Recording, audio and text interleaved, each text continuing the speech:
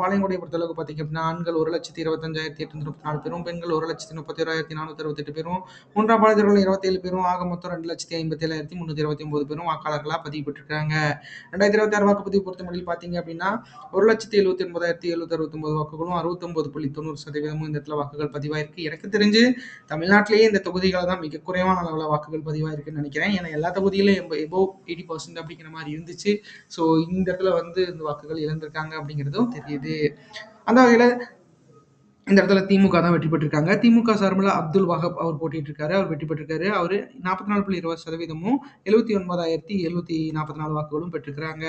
அடுத்து நாம் தமிழர் கட்சி சார்பில மரியா ஜான் அவர் போட்டியிட்டு இருக்காரு. அவர் 36.50%ம் 65,959 வாக்குகளும் பெற்றிருக்கிறாங்க.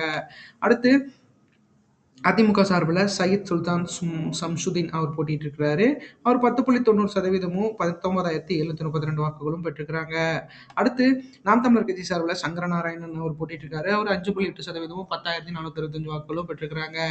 ஆக மொத்தத்துல திமுகவோட வெற்றி வாக்கு வித்தியாசங்கள் 13,805 வாக்குகளும் 7.7% இருக்கு அப்படிங்கிறது குறிப்பிடத்தக்கது. பாளையங்கோட்டையை பொறுத்தளவுக்கு திமுக மிகப்பெரிய அளவுல ஸ்ட்ராங் மக்களே. ஸோ அந்த இடத்துல வந்து அவங்கள வெற்றி பெற்றிருக்காங்க. ஆனாலும் மிகப்பெரிய ஏன்னா அதிமுக செய்ய முடியாததை கூட வந்து தமிழக வெற்றி கழகம் வந்து மிகப்பெரிய அளவுல வந்து ட்ராக் பண்ணியிருக்காங்க அப்படிங்கிறது தெரியுது. பார்க்கலாம் அது பின்வரும் ஸ்லைட்ல வரும். அந்த வகையில பார்த்தீங்க அப்படின்னா பாளையங்கோட்டை தேர்தல்